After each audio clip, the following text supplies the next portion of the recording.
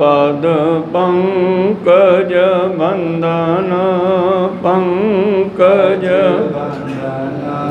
सिमरो अंगद दुख निकंदन गुरु अमर दास हृदय नित त्याऊं हृदय नित श्री गुरु रामदास गुण गुरु अर्जन विघ्नन के नाशक विघ्नन श्री हर गोबिंद सुमत पर श्री हर राय नमो कर जोरी नमो कर श्री हर कृष्ण मनाऊं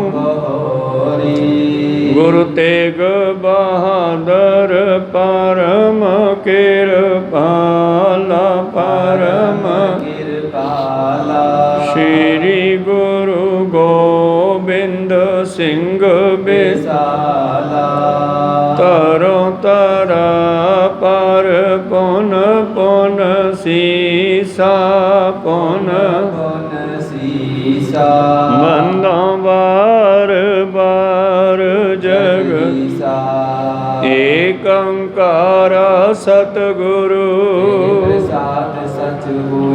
वाहिगुरु जी की फतेह है वाहिगुरु जी की फतेह है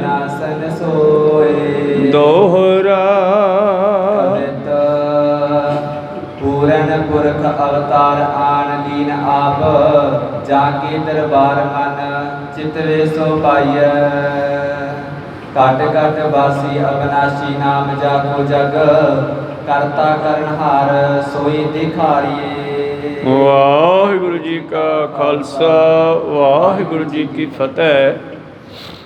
आओ गुरु प्यारे गुरु सवारे सतसंगी जनों, रोजाना की तरह पातशाह जी की अपार किरपा बख्शिश का सदका पिछले पहरों के दीवान सजाते हुए आप जी गुरु चरणों विखे हाजरियां लवा रहे हो। लड़ीवार इतिहास की कथा विचार नाल जुड़ना करिए जी। आपां कथा सरवण कर रहे हैं सतगुरां दे कवि दरबार जिन्हां दी शुरुआत पौंडा साहब तो की, फिर आनंदपुर साहब भी सजन लगे। तो कल जो पदा आपां सरवण कर रहे सी, मंगल नाम का कवि है जो सतगुरां दी सिफत करदा होया कह रहा है, महाराज इउं लगदा है कि धन गुरु गोबिंद सिंह जी के सरूप विच परमेश्वर ने अवतार धारे है और आप जी के दरबार विच जो मांगे ठाकुर अपने ते सोई सोई देवै दे महावाक अनुसार वो मिलता है। आओ अगले पदियां विच किवें कवि उपदेश अपना सतगुरां दीयां सिफतां करदे, अपने कवितावां की किवें रचना उन्होंने की उन्हां समयां दे विच ते किवें गुरु साहिबान तो बख्शिशां प्राप्त कीतियां आरंभ करके सरवण करिए। उस तो पहला अपनियां ते दासां दीयां गुरु चरनां विच लवाओ हाजरियां। गुरु का बख्शिया फतेह का नारा करो बुलंद गज के आखो जी वाहिगुरु जी का खालसा वाहिगुरु जी की फतेह। दोहरा पूर्ण पुरख अवतार आन दीन आप जाके दरबार मन चितवे सो पाइए। तो कवि मंगल कह रहा है, महाराज तुसी तां परमेश्वर दे अवतार हो। पूर्ण केवल ते केवल परमेश्वर है ते गुरु भी जिहड़े हन वो परमेश्वर दे स्वरूप है। आप नरैन कला धार जग में परवरिओ। धन गुरु नानक देव जी बारे लिखते हैं। इस तरह ही भट्टां दे सवैयां दे विच सतगुरु अर्जन देव जी को परमेश्वर रूप कह के उचारण करते हैं। तो गुर परमेश्वर एको जान बाणी का भी वचन है। मातलोक भी जो गुरु है यो ही सचखंड विच परमेश्वर है। कवि मंगल कह रहा है कि तुसी खुद परमेश्वर ने ही अवतार धारिया, इसे करके तुहाडे दरबार चों ਅਸੀਂ ਜੋ ਮਨ ਕਰਕੇ ਚਿਤਵਦੇ ਹਾਂ ਸੋਚਦੇ ਹਾਂ ਉਹ ਮਿਲ ਜਾਂਦਾ ਜੇ। ਘਟ ਘਟ ਵਾਸੀ ਅਬਨਾਸੀ ਨਾਮ ਜਪ ਜਗ ਕਰਤਾ ਕਰਨਹਾਰ ਸੋਈ ਦਿਖਾਰੀਏ। ਤਾਂ ਘਟ ਘਟ ਵਾਸੀ ਸਾਰਿਆਂ ਦੇ ਹਿਰਦੇ ਵਿੱਚ ਵਸਣ ਵਾਲਾ ਔਰ ਅਬਨਾਸ਼ੀ ਕਦੇ ਨਾ ਜਾਣ ਵਾਲਾ ਸਦਾ ਰਹਿਣ ਵਾਲਾ ਤੇਰਾ ਨਾਮ ਹੈ ਅਬਨਾਸ਼ੀ ਜਾਂ ਕੋ ਜਗਤ ਕਰਤਾ ਸ੍ਰਿਸ਼ਟੀ ਦੇ ਬਣਾਉਣ ਵਾਲਾ ਕਰਨ ਵਾਲਾ ਕਰਨਹਾਰ ਸੋਈ ਦਿਖਰਾਈ ਹੈ। ਤੁਸੀਂ ਮੈਨੂੰ ਪਰਮੇਸ਼ਰ ਹੀ ਲੱਗਦੇ ਹੋ। ਨੌਵੇਂ ਗੁਰੂ ਨੰਦ ਜਗ ਬੰਦ ਤੀਗ ਤਿਆਗ ਪੂਰੇ ਮੰਗਲ ਸੋ ਕਬ ਕਹਿ ਮੰਗਲ ਸੁਥਾਈਏ। ਇਸ ਤਰ੍ਹਾਂ ਜਿਹੜਾ ਮੰਗਲ ਕਵੀ ਹੈ ਨੌਵੇਂ ਗੁਰੂ ਦੇ ਸਪੁੱਤਰ ਸੰਸਾਰ ਦੇ ਪੂਜਣ ਯੋਗ ਜਗ ਬੰਦ ਬੰਦਨਾ ਯੋਗ ਪੂਜਣ ਯੋਗ ਤੇਗ ਤਿਆਗ ਜਦੋਂ ਤੇਗ ਹੱਥ ਵਿੱਚ ਫੜਦਾ ਜੰਗ ਦੇ ਮੈਦਾਨ ਵਿੱਚ ਤੇ ਮੈਨੂੰ ਸੂਰਮਾ ਲੱਗਦਾ ਹੈ ਬਾਂਕਾ ਵੀਰ ਯੋਧਾ ਲੱਗਦਾ ਹੈ। ਤੇ ਜਦੋਂ ਤੇਗ ਨੂੰ ਮਿਆਨ ਵਿੱਚ ਪਾ ਕੇ ਦਰਬਾਰ ਵਿੱਚ ਬੈਠ ਕੇ ਸਜਦੇ ਹਨ ਤਾਂ ਫਿਰ ਖੁਸ਼ੀਆਂ ਬਖਸ਼ਣ ਵਾਲੇ ਲੱਗਦੇ ਹੋ। ਤੁਹਾਡੀ ਕਿੱਥੋਂ ਤੱਕ ਅਸੀਂ ਸਿਫਤ ਕਰੀਏ।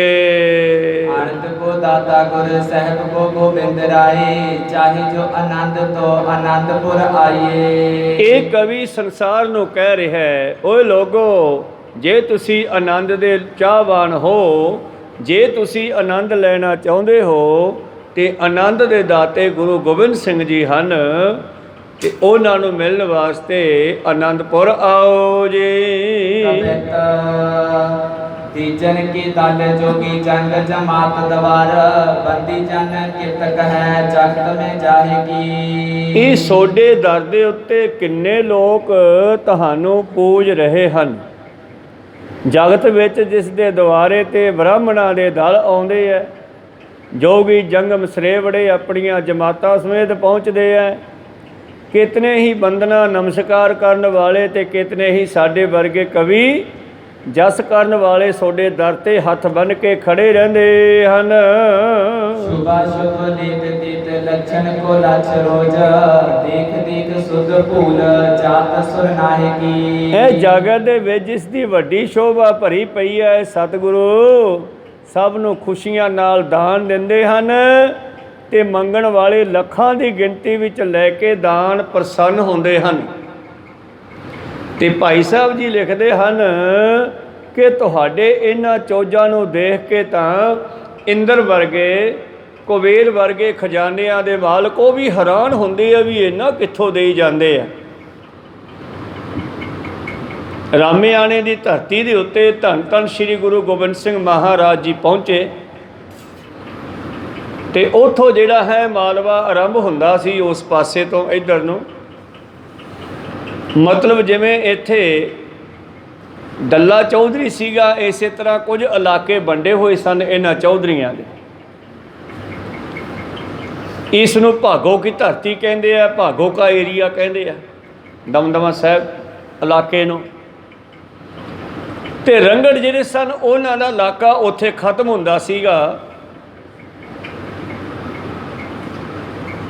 ਧੰਨ ਗੁਰੂ ਗੋਬਿੰਦ ਸਿੰਘ ਮਹਾਰਾਜ ਜੀ ਦੇ ਨਾਲ ਜੋ ਯੋਧੇ ਸਨ ਸੂਰਮੇ ਸਨ ਉਹਨਾਂ ਦਾ ਇਲਾਕਾ ਉੱਥੇ ਹੀ ਖਤਮ ਹੁੰਦਾ ਸੀ ਬਰਾੜਾਂ ਦਾ। ਇਹ ਬਰਾੜ ਜਿਹੜੇ ਸਨ ਜੰਗਾਂ ਦੇ ਵਿੱਚ ਸਤਿਗੁਰਾਂ ਦੇ ਨਾਲ ਰਹਿੰਦੇ ਸਨ।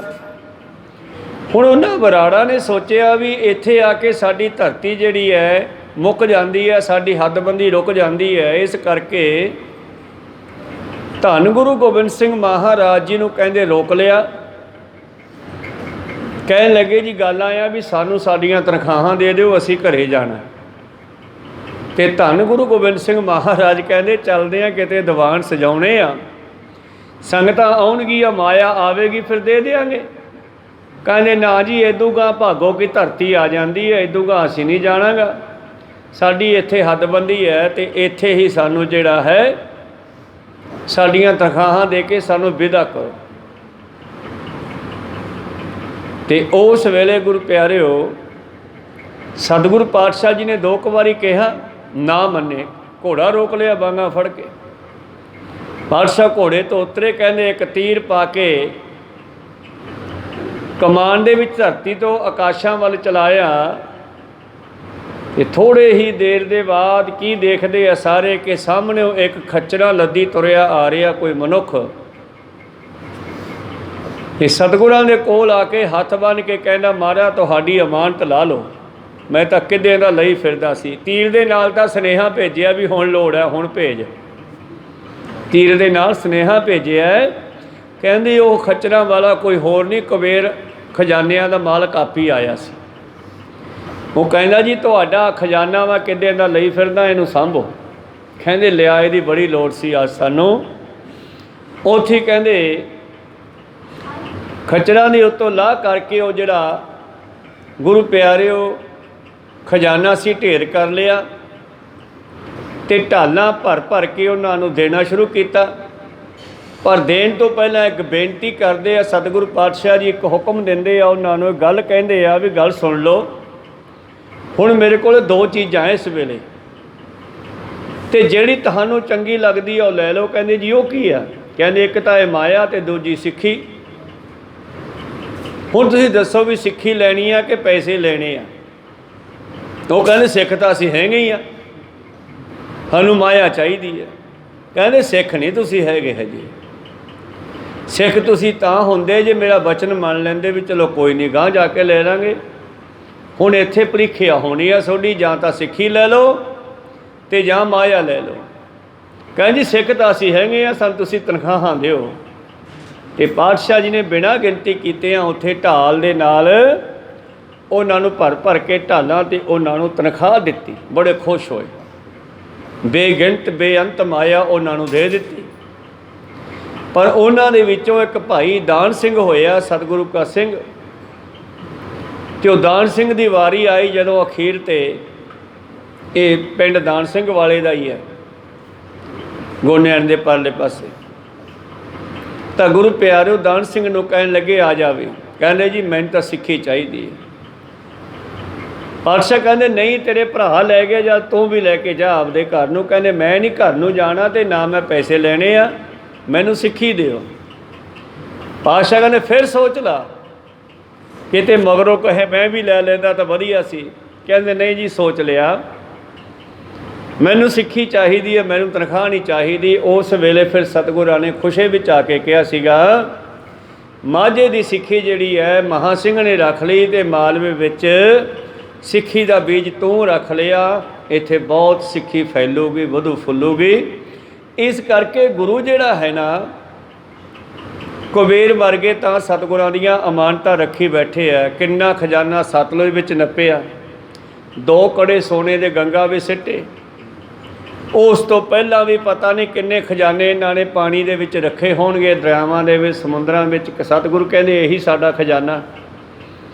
ਤੋ ਇਸ ਕਰਕੇ ਇੱਥੇ ਕਵੀ ਜੀ ਕਹਿ ਰਹੇ ਹਨ ਕਿ ਤੁਸੀਂ ਤਾਂ ਮਹਾਰਾਜ ਖਜ਼ਾਨਿਆਂ ਦੇ ਮਾਲਕ ਹੋ ਤੇ ਆਪਣੇ ਕਵੀਆਂ ਨੂੰ ਖੁਸ਼ੀ ਵਿੱਚ ਆ ਕਰਕੇ ਲੱਖਾਂ ਦੀ ਗਿਣਤੀ ਵਿੱਚ ਮਾਇਆ ਦਿੰਦੇ ਹੋ, ਜਿਸ ਨੂੰ ਗੋਬਿੰਦ ਗੁਰੂ ਕੋ ਦਾਨ ਮਾਲਮ ਜਹਾਨ ਤੇ ਹੋ, ਪਿਛਕ ਕੀ ਹੈ ਭੂਪ ਪਰਵਾਨਾ ਕਾਹੇ ਕੀ। ਸੁਰ ਨਾਹੇ, ਤੁਸੀਂ ਤਾਂ ਦੇਵਤਿਆਂ ਦੇ ਵੀ ਮਾਲਕ ਹੋ, ਤੇ ਸੁਰ ਨਾਹੇ ਇੰਦਰ ਦੇਵਤਾ ਜਿਹੜਾ ਆਪਣੇ ਆਪ ਨੂੰ ਦੇਵਤਿਆਂ ਦਾ ਮੁਖੀ ਸਮਝਦਾ ਹੈ, ਕਹਿੰਦਾ ਉਹਨੂੰ ਵੀ ਸੁੱਧ ਬੁੱਧ ਭੁੱਲ ਜਾਂਦੀ ਹੈ ਤੁਹਾਡੇ ਆ ਕੌਤਕ ਦੇਖ ਕੇ ਕਿ ਇਹਨਾਂ ਕਵੀਆਂ ਨੂੰ ਜੋ 2-4 ਕਵਿਤਾ ਸੁਣਾਉਂਦੇ ਹੈ ਤੇ ਲੱਖਾਂ ਰੁਪਈਆ ਚੱਕ ਕੇ ਫੜਾ ਦਿੰਦੇ ਹੋ। ਜਿਵੇਂ 18,000 ਚਾਂਦੀ ਦਾ ਰੁਪਈਆ ਅੱਜ ਉਹ ਕਈ ਲੱਖ ਦਾ ਹੈ। ਕੋਈ ਸਤਨਾਮ ਹਿਸਾਬ ਲਾਈਏ ਤਾਂ ਮਹਾਰਾਜ ਤੁਹਾਡੇ ਕੌਤਕਾਂ ਦਾ ਅੰਤ ਨਹੀਂ ਜੀ। ਬਲ ਬੈਨ ਵਿਕਰਮ ਨਾ ਭੋਜਹੁ ਮੈਂ ਮੌਜ ਐਸੀ, ਜਾ ਕੀ ਇੱਕ ਮੌਜ ਨਾ ਬਰੋਜ ਪਾਤਸ਼ਾਹ ਕੀ। ਗੁਰੂ ਗੋਬਿੰਦ ਸਿੰਘ ਦਾ ਦਾਨ ਜਿਹੜਾ ਹੈ ਸਾਰੇ ਜਗਤ ਵਿੱਚ ਆਪਣਾ ਮਹਾਨ ਹੋ ਗਿਆ। ਦੁਨੀਆ ਅੱਜ ਕਹਿੰਦੀ ਹੈ, ਭਾਵੇਂ ਕਿ ਪਹਿਲਾਂ ਬਲ ਰਾਜੇ ਵਰਗਿਆਂ ਨੂੰ ਲੋਕ ਦਾਨੀ ਕਹਿੰਦੇ ਸੀਗੇ, ਪਰ ਬਲ ਰਾਜੇ ਤੋਂ ਵੀ ਵੱਡਾ ਦਾਨੀ ਗੁਰੂ ਗੋਬਿੰਦ ਸਿੰਘ ਹੋ ਗਿਆ। ਅੱਜ ਤੇਰਾ ਜਿਹੜਾ ਦਾਨ ਹੈ ਸਾਰੀ ਦੁਨੀਆ ਵਿੱਚ ਮਸ਼ਹੂਰ ਹੋ ਗਿਆ। ਭਿਛਕ ਕੀਏ ਹੈ ਰੂਪ ਪਰਵਾਹ ਨਾ ਕਾਹੇ ਕੀ। ਕਹਿਣ ਲੱਗੇ ਭਿਖਿਆ ਦੇ ਰੂਪ ਦੇ ਵਿੱਚ ਤੂੰ ਮੰਗਤਿਆਂ ਨੂੰ ਵੀ ਰਾਜੇ ਬਣਾ ਦਿੱਤਾ ਦੇ ਦੇ ਕੇ, ਕਿਸੇ ਚੀਜ਼ ਦੀ ਪਰਵਾਹ ਨਹੀਂ ਕੀਤੇ ਜੇ। पद बैन विक्रम ना भोज हूँ मैं मौज, ऐसी जाकी एक मौज नव रोज पातशाह की। ਮਹਾਰਾਜ ਬਲ ਰਾਜਾ ਬਿਕਰਮ ਅਤੇ ਭੋਜ ਰਾਜਿਆਂ ਦੇ ਲੰਗਰਾਂ ਦੇ ਵਿੱਚ ਕਹਿੰਦੇ ਬੜੇ 36 ਪ੍ਰਕਾਰ ਦੇ ਭੋਜਨ ਬਣਦੇ ਸੀ, ਪਰ ਉਹ ਤਾਂ ਕਦੇ ਕਦੇ ਬਣਦੇ ਸੀ, ਉੱਥੇ ਤਾਂ ਕਦੇ ਕਦੇ ਬਣਦੇ ਸੀ, ਪਰ ਤੇਰੇ ਘਰ ਦੇ ਵਿੱਚ ਤਾਂ ਇੱਕ ਮੌਜ ਨਵ ਰੋਜ਼ ਪਾਤਸ਼ਾਹੀ, ਨਿਤ ਨਵੀਆਂ ਮੌਜਾਂ ਬਖਸ਼ਦੇ ਹੋ, ਨਿਤ ਨਵੀਆਂ ਬਖਸ਼ਾਂ ਬਖਸ਼ਦੇ ਹੋ, ਤੁਸੀਂ ਬੜੇ ਮਹਾਨ ਹੋ। रावण ते छीन दई बख्श भीखण को, बावन है बांध्यो बल तब तुम चाहिए। ਕੀ ਕਹਿ ਰਹੇ ਅਸੀਂ ਕਵੀ? ਕਹਿੰਦੇ ਉਹ ਤਾਂ ਉਦੋਂ ਜਦੋਂ ਕੋਈ ਵਰ੍ਹੇਗੰਢ ਹੋਈ, ਕੋਈ ਜਨਮ ਦਿਨ ਹੋਇਆ, ਕੋਈ ਦਿਨ ਆਇਆ ਤੇ ਉਦੋਂ ਬਲ ਰਾਜੇ ਵਰਗਿਆਂ ਨੇ, ਬਿਕਰਮ ਵਰਗਿਆਂ ਨੇ ਕੋਈ ਵੱਡਾ ਲੰਗਰ ਚਲਾ ਦੇਣਾ, ਤੇਰੇ ਤਾਂ ਨਿਤ ਹੀ ਨਵਾਂ ਦਿਨ ਹੈ। ਤੇ ਵਾਕਿਆ ਸਾਨੂੰ ਨਿਤ ਨਵਾਂ ਦਿਨ ਵੀ ਮਿਲਦਾ, ਤੇ ਗੁਰੂ ਨਾਨਕ ਦੇ ਘਰ ਵਿੱਚ ਨਿਤ ਹੀ ਨਵੀਆਂ ਵਸਤੂਆਂ, ਨਵੇਂ ਕੌਤਕ, ਨਵੀਆਂ ਮੌਜਾਂ ਵਰਤਦੀਆਂ। ਤਾਂ ਕਹਿਣ ਲੱਗੇ ਤੁਸੀਂ ਮਹਾਨ ਹੋ ਕਿ ਰਾਵਣ ਵਰਗੇ ਜ਼ਾਲਮ ਰਾਜਿਆਂ ਤੋਂ ਖੋਹ ਕੇ ਧਰਤੀ ਭਵਿੱਖਣ ਵਰਗੇ ਭਗਤਾਂ ਨੂੰ ਬਖਸ਼ ਦਿੱਤੀ ਹੈ। तब चार मुख रचो थंब बीच नर सिंह, प्रहलाद जू की पैज पूर्ण निभाई है। ਤੂੰ ਹੀ ਤਾਂ ਹੈ ਨਰਸਿੰਘ ਦਾ ਰੂਪ, ਤੈਨੂੰ ਕਿਸੇ ਚਾਰ ਮੁਖ ਵਾਲੇ ਬ੍ਰਹਮਾ ਨੇ ਥੋੜਾ ਹੀ ਬਣਾਇਆ। ਪ੍ਰਹਿਲਾਦ ਦੇ ਪਿਤਾ ਹਰਨਾਕਸ਼ ਨੇ ਵਰ ਲਿਆ ਸੀ ਬ੍ਰਹਮਾ ਦੀ ਭਗਤੀ ਕਰਕੇ। ਜਿਸ ਵੇਲੇ ਬ੍ਰਹਮਾ ਖੁਸ਼ ਹੋ ਗਿਆ ਨਾ, ਤੇ ਪੁੱਛਦੇ ਆ ਹਾਂ ਬੋਲ ਬਈ ਤੈਨੂੰ ਕੀ ਚਾਹੀਦਾ, ਉਹ ਕਹਿਣ ਲੱਗਿਆ ਨਹੀਂ ਕੁਛ ਨਹੀਂ ਚਾਹੀਦਾ। 2-3 ਵਾਰੀ ਉਹਦੇ ਕੋਲੋਂ ਖਵਾ ਕੇ ਕਹਿੰਦਾ ਪਰਨ ਕਰ ਕਿ ਮੈਂ ਜੋ ਮੰਗੂੰਗਾ ਉਹੀ ਦੇਊਂਗਾ। ਕਹਿੰਦੇ ਮੰਗ ਲਾ ਮੈਂ ਉਹੀ ਦੇਊਂਗਾ। ਕਹਿੰਦੇ ਫਿਰ ਤੂੰ ਬਚਨ ਕਰ ਕਿ ਜਿਹੜੀ ਤੇਰੀ ਬਣਾਈ ਹੋਈ ਸ੍ਰਿਸ਼ਟੀ ਹੈ ਇਹ ਮੈਨੂੰ ਮਾਰ ਨਾ ਸਕੇ। ਕਹੋ ਸਤਨਾਮ। ਹੁਣ ਬ੍ਰਹਮਾ ਨੇ ਹੀ ਕਹਿੰਦੇ ਬ੍ਰਹਮਾ ਡਿਊਟੀ ਲਾਈ ਆ, ਉਹਨੇ ਦੁਨੀਆ ਦੀ ਸਾਜਨਾ ਕੀਤੀ ਆ। ਇਹ ਜਿਹੜੀ ਤੇਰੀ ਸ੍ਰਿਸ਼ਟੀ ਹੈ, ਜਿਹੜੀ ਤੂੰ ਬਣਾਏ ਆ ਪਸ਼ੂ ਪੰਛੀ ਮਨੁੱਖ ਆਦਿ, ਕੋਈ ਮੈਨੂੰ ਮਾਰ ਨਾ ਸਕੇ। ਨਾ ਦਿਨੇ ਮਰਾਂ ਨਾ ਰਾਤ ਨੂੰ ਮਰਾਂ, ਨਾ ਅੰਦਰ ਮਰਾਂ ਨਾ ਬਾਹਰ ਮਰਾਂ। ਇੱਦਾਂ ਦੇ ਵਰ ਲਏ ਸੀ ਉਸਨੇ, ਪਰ ਤੂੰ ਨਵਾਂ ਹੀ ਰੂਪ ਧਾਰ ਲਿਆ, ਬ੍ਰਹਮਾ ਤੋਂ ਬਗੈਰ ਹੀ ਪ੍ਰਗਟ ਹੋ ਗਿਆ, ਨਰਸਿੰਘ ਬਣ ਕੇ ਇੱਕ ਪਿੱਲਰ ਦੇ ਵਿੱਚੋਂ ਨਿਕਲ ਆਇਆ। ਕਹੋ ਸਤਨਾਮ। ਕਹਿਣ ਲੱਗੇ ਤੂੰ ਬੜਾ ਅਨੋਖਾ ਹੈ। ਕਬ ਚਾਰ ਮੁਖ ਰਚਿਓ ਥੰਬ ਵਿੱਚ, ਤੈਨੂੰ ਕਿਤੇ ਬ੍ਰਹਮਾ ਨੇ ਥੋੜਾ ਪਿੱਲਰ ਵਿੱਚ ਪੈਦਾ ਕੀਤਾ ਸੀਗਾ। ਨਰਸਿੰਘ ਪ੍ਰਹਿਲਾਦ ਜੋ ਕਿ ਪੈਜ ਪੂਰਨ ਨਿਵਾਹੀ ਹੈ, ਤੇ ਆਪਣੇ ਭਗਤ ਪ੍ਰਹਿਲਾਦ ਦੀ ਲਾਜ ਰੱਖਣ ਵਾਸਤੇ ਤੋਂ ਨਰਸਿੰਘ ਬਣ ਕੇ ਆਉਣਾ ਕੀਤਾ ਸੀ।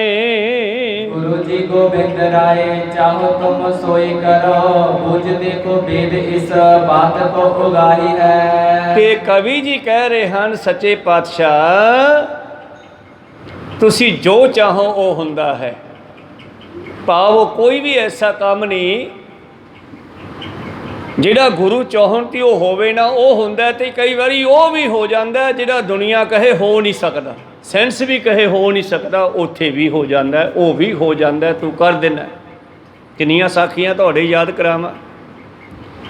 ਗੁਰੂ ਹਰਗੋਬਿੰਦ ਸਾਹਿਬ ਜੀ ਦੇ ਚਰਨਾਂ ਵਿੱਚ ਆਈ ਚੰਬੇ ਦੀ ਬੀਬੀ, ਕਹਿੰਦੀ ਇੱਕ ਪੁੱਤਰ ਦੀ ਦਾਤ ਬਖਸ਼ੋ। ਕਹਿੰਦੇ ਤੇਰੇ ਭਾਗਾਂ 'ਚ ਲਿਖਿਆ ਨਹੀਂ ਹੈਗਾ। ਕਹਿੰਦੀ ਜੀ ਇਹ ਤਾਂ ਸਾਰੇ ਕਹਿੰਦੇ ਆ। ਨਮੋਸ਼ੀ ਹੋ ਕੇ ਮੁੜ ਚੱਲੀ, ਅੱਗੋਂ ਭਾਈ ਗੁਰਦਾਸ ਮਿਲ ਗਿਆ। ਕਹਿੰਦਾ ਭੈਣ ਤੂੰ ਉਦਾਸ ਜੀ ਕਿਵੇਂ ਚੱਲੀ ਆ ਗੁਰੂ ਘਰ 'ਚੋਂ? ਕਹਿੰਦੀ ਆਹ ਗੱਲ ਸੀ ਭਾਈ। ਕਹਿੰਦੇ ਜਾ ਭੈਣੇ ਤੈਨੂੰ ਸਮਝ ਨਹੀਂ ਆਏਗੀ। ਫਿਰ ਚੱਲ ਹੁਣ ਤਾਂ ਗੱਲ ਹੋ ਗਈ, ਕੱਲ੍ਹ ਨੂੰ ਆਈ ਦੁਬਾਰੇ, ਕਾਗਜ਼ ਕਲਮ ਤੇ ਸ਼ਾਹੀ ਲੈ ਕੇ ਆਈ। ਫਿਰ ਅਗਲੀ ਗੱਲ ਕੱਲ੍ਹ ਨੂੰ ਦੱਸਾਂਗੇ। ਦੂਜੇ ਦਿਨ ਆ ਗਈ, ਪਹਿਲਾਂ ਭਾਈ ਗੁਰਦਾਸ ਨੂੰ ਮਿਲਦੀ ਆ। ਹਾਂ ਵੀਰੇ ਹੁਣ ਦੱਸ ਕੀ ਕਰਾਂ? ਜਾ ਉਹਨਾਂ ਕੋਲੇ, ਫਿਰ ਬੇਨਤੀ ਕਰ ਪਾਤਸ਼ਾਹ ਕਰੋ ਕਿਰਪਾ, ਇੱਕ ਪੁੱਤਰ ਦੀ ਦਾਤ ਬਖਸ਼ ਦਿਓ। ਉਹ ਫਿਰ ਕਹਿਣਗੇ ਲਿਖਿਆ ਨਹੀਂਗਾ।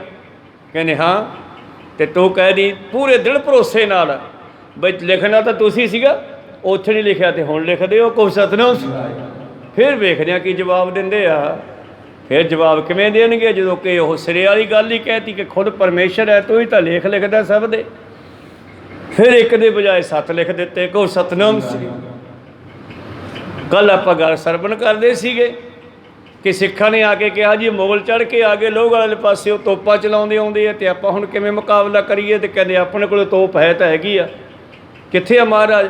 ਉਹ ਜਿਹੜਾ ਤੂਤ ਦਾ ਮੋਸ਼ਾ ਜਿਹਾ ਪਿਆ ਵਿੱਚ ਮੋਰਾ ਉਹਦੇ, ਹਾਂਜੀ, ਕਹਿੰਦੇ ਉਹਦੇ ਵਿੱਚ ਕਹਿੰਦੇ ਮਿੱਟੀ ਡਲੇ ਪਾ ਕੇ ਪਿੱਛੇ ਅੱਗ ਲਾ ਦਿਓ, ਕਹਿੰਦੇ ਤੋਪ ਹੀ ਬਣ ਜੂਗੀ। ਉਹ ਤੋਪ ਬਣ ਗਈ। ਭਾਵ ਤੂੰ ਜੋ ਚਾਹੇ ਉਹ ਹੋ ਜਾਂਦਾ ਹੈ, ਭਾਵੇਂ ਸੈਂਸ ਵੀ ਉਸ ਗੱਲ ਨੂੰ ਨਾ ਮੰਨੇ ਵੀ ਹੋ ਨਹੀਂ ਸਕਦਾ, ਪਰ ਹੋ ਜਾਂਦਾ ਹੈ। ਗੁਰੂ ਪਾਤਸ਼ਾਹ ਜੀ ਕਹਿੰਦੇ, ਹੇ ਗੁਰੂ ਗੋਬਿੰਦ ਜੀ ਰਾਏ, ਚਾਹੋ ਤੁਮ ਸੋਈ ਕਰੋ, ਬੂਝ ਦੇਖੋ ਵੇਦ ਇਸ ਬਾਤ ਕੋ ਉਗਾਹੀ ਹੈ। ਧਾਰਮਿਕ ਗ੍ਰੰਥ ਵੀ ਸਾਰੇ ਤੁਹਾਡੀ ਇਸ ਗੱਲ ਤੇ ਸ਼ਾਦੀ ਭਰਦੇ ਹੈ, ਗਵਾਹੀ ਭਰਦੇ ਹਨ। ਔਰ ਪਾਤਸ਼ਾਹੀ ਸਭ ਲੋਕਨ ਕੋ ਪਾਤਸ਼ਾਹੋ, ਪਾਤਸ਼ਾਹੋ ਪਰ ਸਾਚੀ ਤੇਰੀ ਪਾਤਸ਼ਾਹੀ ਹੈ। ਇਹ ਸੰਸਾਰ ਦੇ ਰਾਜਿਆਂ ਦਾ ਰਾਜ, ਉਹਨਾਂ ਦੀ ਪਾਤਸ਼ਾਹੀ ਤਾਂ ਜਨਤਾ ਤੇ ਚੱਲਦੀ ਹੈ, ਪਰ ਤੂੰ ਤਾਂ ਰਾਜਿਆਂ ਉੱਤੇ ਰਾਜ ਕਰਦਾ। ਬਾਬੇ ਨਾਨਕ ਜੀ ਦੀ ਗੱਲ ਕਰੀਏ, ਜਦੋਂ ਯਾਤਰਾ ਉਦਾਸੀਆਂ ਦੌਰਾਨ ਜਦੋਂ ਉਹ ਸਮੁੰਦਰ ਦੇ ਵਿੱਚ ਗਏ ਆ, ਸਮੁੰਦਰ ਦੇ ਵਿੱਚ 17 ਟਾਪੂ ਹੈ, ਉਹਨਾਂ 17 ਟਾਪੂਆਂ ਦੇ ਅਲੱਗ-ਅਲੱਗ ਰਾਜੇ ਆ, ਅਤੇ ਗੁਰੂ ਪਿਆਰਿਓ ਉਹਨਾਂ ਰਾਜਿਆਂ ਨੂੰ ਸਤਿਗੁਰੂ ਪਹਿਲੇ ਰਾਜੇ ਨੂੰ ਮਿਲੇ ਹੈ, ਜਿਸ ਦਾ ਨਾਮ ਹੈ ਕਵਲ ਨੈਨ ਮਦਰ ਬੈਨ ਕੋਟ ਸੈਨ ਸੰਗ ਸੋਭ ਕਹਿਤ ਮਾਜ ਸੋਧ। ਇਹ ਰਾਜੇ ਸਨ ਉੱਥੇ, ਅਤੇ ਉਹਨਾਂ 17 ਰਾਜਿਆਂ ਨੂੰ ਸਿਰੇ ਵਾਲੇ ਅੰਡਰ ਦੇ ਰਾਜੇ ਦੇ ਅੰਡਰ ਕਰਕੇ ਅਤੇ ਸਾਰੇ ਰਾਜਿਆਂ ਨੂੰ ਉਸ ਦੇ ਅੰਡਰ ਕਰਕੇ ਉਹਨੂੰ ਮੁਖੀ ਰਾਜਾ ਬਣਾ ਦਿੱਤਾ। ਧੰਨ ਗੁਰੂ ਹਰਗੋਬਿੰਦ ਸਾਹਿਬ ਜੀ ਨੇ ਗਵਾਲੀਅਰ ਦੇ ਕਿਲ੍ਹੇ 'ਚੋਂ ਕੈਦ ਕੀਤੇ ਰਾਜਿਆਂ ਨੂੰ ਕੱਢ ਕੇ ਦੁਬਾਰੇ ਉਹਨਾਂ ਨੂੰ ਰਾਜ ਦੇ ਦਿੱਤਾ। ਭਾਵ ਤੇਰਾ ਜਿਹੜਾ ਰਾਜ ਆ ਉਹ ਰਾਜਿਆਂ ਉੱਤੇ ਚੱਲਦਾ ਹੈ। ਰਾਜੇ ਜਨਤਾ ਦੇ ਰਾਜ ਕਰਦੇ ਆ, ਪਰ ਤੂੰ ਤਾਂ ਰਾਜਿਆਂ ਉੱਤੇ ਰਾਜ ਕਰਦਾ। ਜਿਹਨੂੰ ਚਾਹੇ ਰਾਜਾ ਬਣਾ ਦੇਵੇਂ, ਜਿਹਨੂੰ ਚਾਹੇ ਤਾਂ ਥੱਲੇ ਲਾ ਦੇਵੇਂ, ਤੂੰ ਤਾਂ ਇਹਨਾਂ ਦੇ ਵੀ ਉੱਤੇ ਹੈ। ਭਾਵੇਂ ਜਾਏ ਤੀਰਥ ਭ੍ਰਮਤ ਸਿੱਧ ਬੰਦ ਮੂਲੋ, ਭਾਵੇਂ ਜਾਏ ਕੰਦਰਾ ਮੈਂ ਕੰਦ ਮੂਲ ਖਾਈਏ। ਭਾਵੇਂ ਕੋਈ ਜਾ ਕੇ 68 ਤੀਰਥਾਂ ਤੇ ਭਟਕਦਾ ਰਵੇ, ਸੇਤਬੰਦ ਰਮੇਸ਼ਵਰ ਦਾ ਨਿਵਾਸੀ ਬਣ ਜਾਵੇ, ਭਾਵੇਂ ਕੋਈ ਪਹਾੜਾਂ ਦੀਆਂ ਕੰਦਰਾਂ ਵਿੱਚ ਜਾ ਕੇ ਕੰਦ ਮੂਲ ਖੱਖੜੀ ਕਰੇਲਾ ਜੋ ਜੰਗਲ 'ਚੋਂ ਮਿਲੇ ਉਹ ਖਾ ਕੇ ਸਮਾਂ ਲੰਘਾ ਲਵੇ ਜੀ। ਭਾਵੇਂ ਦੇ ਦਵਾਰਕਾ ਤਖਤ ਕਰੇ ਛਪ ਲਾਏ, ਭਾਵੇਂ ਕਾਸ਼ੀ ਮਾਹੇ ਜਾਏ ਜੁਗ ਦੋ ਬਸਾਈਏ। ਭਾਵੇਂ ਕੋਈ ਦਵਾਰਕਾ ਦੇ ਵਿੱਚ ਛਾਪੇ ਲਾ ਕੇ ਦਗਧ ਹੋ ਜਾਵੇ, ਛਾਪਾ ਹੱਥ ਦੇ ਨਾਲ ਰੰਗ ਲਾ ਕੇ ਛਾਪਾ ਲਾਉਣਾ, ਭਾਵ ਉੱਥੇ ਜਦੋਂ ਕੋਈ ਮੁਰਦੇ ਨੂੰ ਸੰਸਕਾਰ ਕੀਤਾ ਜਾਂਦਾ ਤੇ ਉਹਦੇ ਉੱਤੇ ਛਾਪਾ ਲਾਇਆ ਜਾਂਦਾ ਸੀਗਾ ਵੀ ਇਹ ਸਾਡਾ ਹੈ, ਨਿਸ਼ਾਨੀ ਲਾਈ ਜਾਂਦੀ ਸੀ। ਫਿਰ ਉਸ ਨੂੰ ਦਗਧ ਸੰਸਕਾਰ ਕੀਤਾ ਜਾਂਦਾ ਸੀਗਾ। ਭਾਵੇਂ ਕੋਈ ਦਵਾਰਕਾ ਦੇ ਵਿੱਚ ਛਾਪੇ ਲਾ ਕੇ ਆਪਣੇ ਆਪ ਨੂੰ ਸਾੜ ਲਵੇ, ਭਾਵੇਂ ਕੋਈ ਕਾਸ਼ੀ ਵਿੱਚ ਜਾ ਕੇ ਇੱਕ ਯੁੱਗ ਤੱਕ ਵਾਸਾ ਕਰਦਾ ਰਵੇ ਜੀ। ਭਾਵੇਂ ਪੂਜੋ ਦੇਵਰੇ ਦੀਵਾਲੀ ਸਭ ਜਾਹੂੰਗੇ, ਭਾਵੇਂ ਘਟ ਦਰਸ਼ਨ ਕੀ ਭੀਖ ਮੈਂ ਫਿਰਾਈਏ। ਭਾਵੇਂ ਕੋਈ ਦੁਨੀਆ ਭਰ ਦੇ ਸਾਰੇ ਮੰਦਰਾਂ ਨੂੰ ਪੂਜ ਲਵੇ, ਧਰਤੀ ਦੇ ਉੱਤੇ ਜਿੰਨੇ ਦੇਹਰੇ ਮੰਦਰ ਬਣੇ ਨਾ ਉਹਨਾਂ ਨੂੰ ਪੂਜ ਲਵੇ, ਔਰ ਭਾਵੇਂ ਕੋਈ 6 ਤਰ੍ਹਾਂ ਦੇ ਸਾਧ ਹਨ ਹਿੰਦੂ ਮੱਤ ਵਿੱਚ, ਭਾਵੇਂ ਕੋਈ ਉਹਨਾਂ ਦਾ ਭੇਖ ਧਾਰ ਕੇ ਤੁਰਿਆ ਫਿਰੇ। ਜੋ ਤੂੰ ਚਾਹੇ ਮਨਸਾ ਕੋ ਮੰਗਲ ਤੁਧ ਫਲ ਗੋਬਿੰਦ ਗੁਰੂ ਕੀ, ਇੱਕ ਮੌਜ ਹੋਵੇ ਪਾਈਐ। ਹਜੇ ਇਹਨਾਂ ਨੂੰ ਨਾ ਮਿਲੇ, ਇੰਨਾ ਕੁਛ ਕਰਕੇ ਉਸਲੀਆਂ 3 ਪੰਕਤੀਆਂ ਪੜ੍ਹੀਆਂ, ਹਜੇ ਇਹਨਾਂ ਨੂੰ ਮਿਲੇ ਜਾਂ ਨਾ ਮਿਲੇ, ਪਰ ਤੇਰੇ ਚਰਨਾਂ ਵਿੱਚ ਆਉਣ ਵਾਲਾ ਜੈਸੀ ਵੀ ਮਨਸਾ ਲੈ ਕੇ, ਜੈਸਾ ਵੀ ਮਨ ਭਾਉਂਦਾ ਖਿਆਲ ਲੈ ਕੇ ਤੇਰੇ ਚਰਨਾਂ ਵਿੱਚ ਆ ਗਿਆ ਗੁਰੂ ਗੋਬਿੰਦ ਸਿੰਘ, ਉਹ ਬਖਸ਼ਿਸ਼ ਤੂੰ ਬਿਨਾਂ 68 ਤੀਰਥਾਂ ਦੇ ਦਰਸ਼ਨ ਕਰਿਆ, ਇਸ਼ਨਾਨ ਕਰਿਆ ਹੀ ਦੇ ਦੇਵੇਂ। ਜਿਸ ਤਰ੍ਹਾਂ ਗੁਰੂ ਪਿਆਰਿਓ ਹਰ ਰਾਏ ਸਾਹਿਬ ਜੀ ਦਾ ਪੁੱਤਰ ਹੈ ਰਾਮ ਰਾਏ, ਅਤੇ ਰਾਮ ਰਾਏ ਨੂੰ ਭੇਜਿਆ ਸੀਗਾ ਵੀ ਤੂੰ ਜਾ ਕੇ ਉਹ ਰੰਗੇ ਨੂੰ ਦੱਸ ਵੀ ਗੁਰੂ ਨਾਨਕ ਦੇ ਘਰ ਵਿੱਚ ਕਿੰਨੀ ਸ਼ਕਤੀ ਹੈ। ਉਹ ਮੰਨਦਾ ਨਹੀਂ ਹਜੇ, ਅਤੇ ਭਾਵੇਂ ਤੈਨੂੰ ਕਰਾਮਾਤਾਂ ਵਿਖਾਉਣੀਆਂ ਪੈਣ ਤਾਂ ਵਿਖਾ ਦੇ, ਕੋਈ ਗੱਲ ਨਹੀਂ, ਤੈਨੂੰ ਖੁੱਲ੍ਹੀ ਛੁੱਟੀ ਆ। ਕੋਈ ਸਤਨਾਮ ਰਿੱਧੀਆਂ ਸਿੱਧੀਆਂ ਤਾਕਤਾਂ ਦੇ ਕੇ ਭੇਜਤਾ। ਔਰੰਗਜ਼ੇਬ ਨੇ ਗੁਰੂ ਨਾਨਕ ਦੀ ਘਰ ਦੀ ਸ਼ਕਤੀ ਨੂੰ ਪਰਖਣ ਵਾਸਤੇ ਅਨੇਕਾਂ ਤਰ੍ਹਾਂ ਦੀਆਂ ਉਹਦੇ ਕੋਲੋਂ ਕਰਾਮਾਤਾਂ ਦੇਖੀਆਂ। ਜਾਂਦੇ ਨੂੰ ਹੀ ਉਸ ਦੇ ਲਈ ਵਿਛਾਈ ਕਰ ਦਿੱਤੀ ਖੂਹ ਦੇ ਉੱਤੇ, ਕੱਚੇ ਧਾਗੇ ਇਸ ਤਰ੍ਹਾਂ ਬੰਨ੍ਹ ਕੇ ਉੱਤੇ ਵਿਛਾਈ ਕਰਤੀ ਵੀ ਜੇ ਤਾਂ ਕੋਈ ਤਾਕਤ ਹੋਈ ਤਾਂ ਬਚ ਜਾਊਗਾ, ਨਾ ਤਾਕਤ ਹੋਈ ਤੇ ਵਿੱਚ ਧਸ ਜਾਣਗੇ ਕੱਪੜੇ ਤੇ ਡੁੱਬ ਕੇ ਮਰ ਜਾਵੇਗਾ।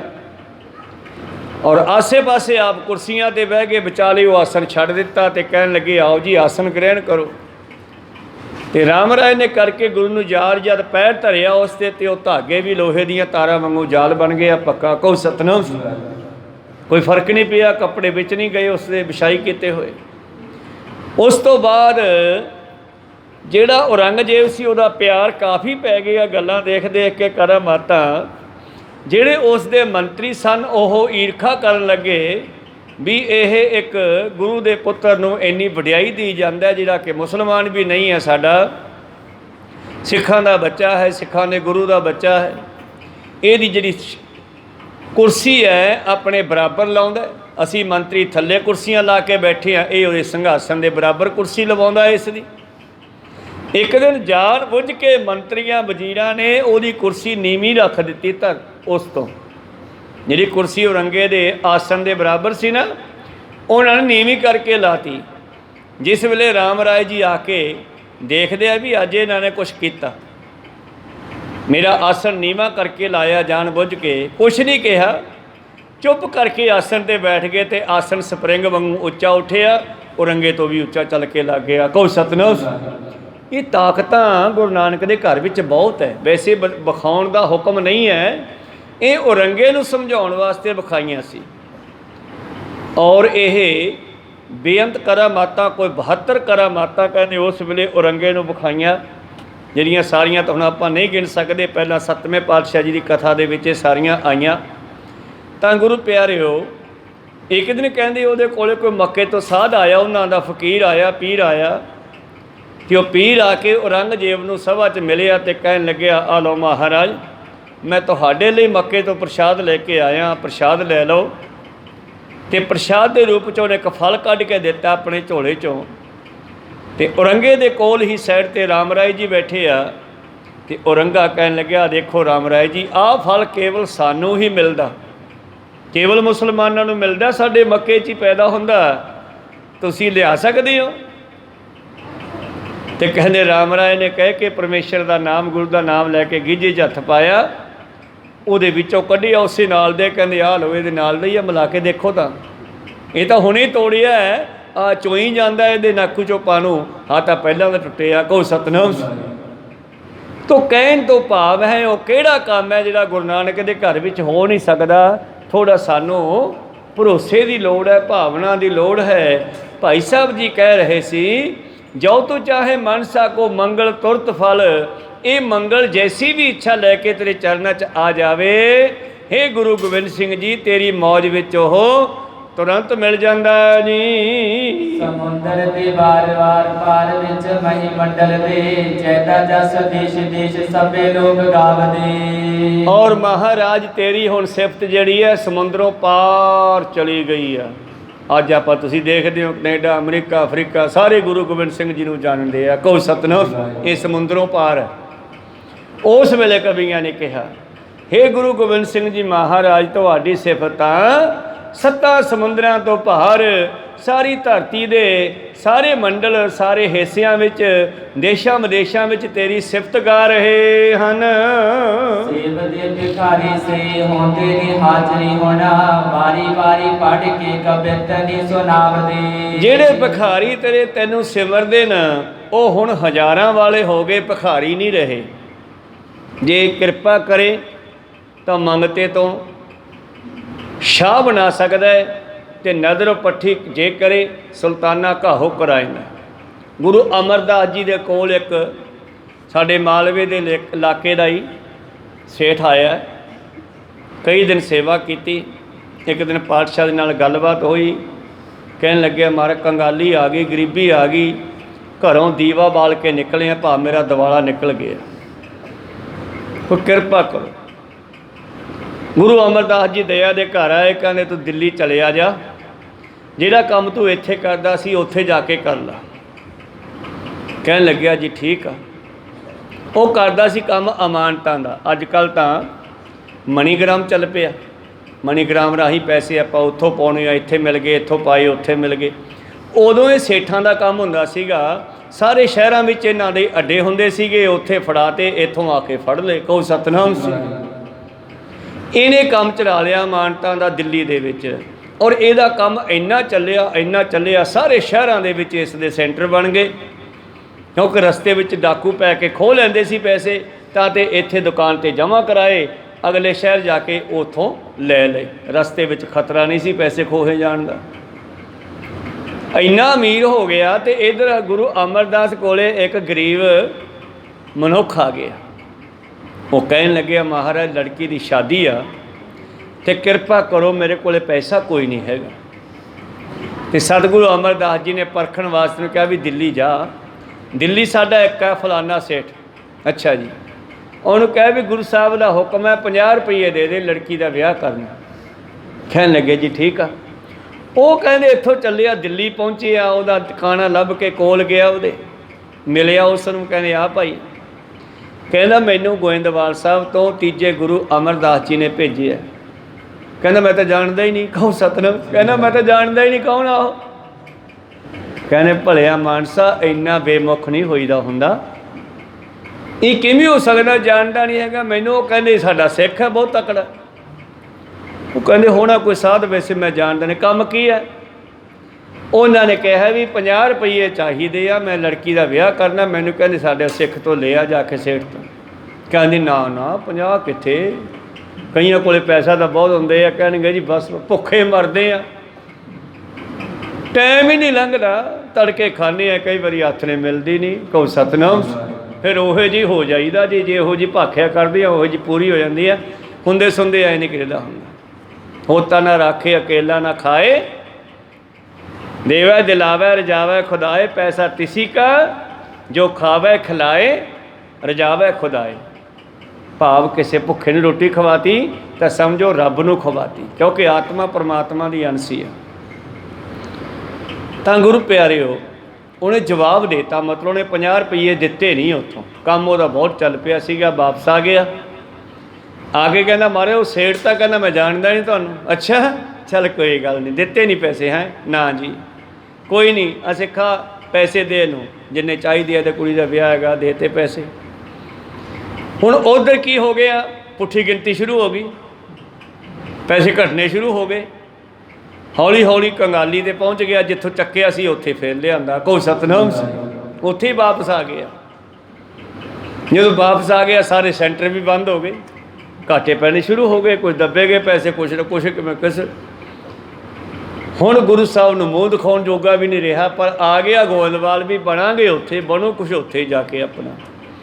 ਪਰ ਗੁਰੂ ਸਾਹਿਬ ਨੂੰ ਮਿਲਦਾ ਨਹੀਂ ਗਾ, ਆਸੇ ਪਾਸੇ ਰਹਿੰਦਾ, ਸੇਵਾ ਕਰਦਾ ਰਹਿੰਦਾ, ਕਦੇ ਲੱਕੜਾਂ ਦੀ, ਕਦੇ ਪਾਣੀ ਦੀ, ਕਦੇ ਝਾੜੂ ਦੀ।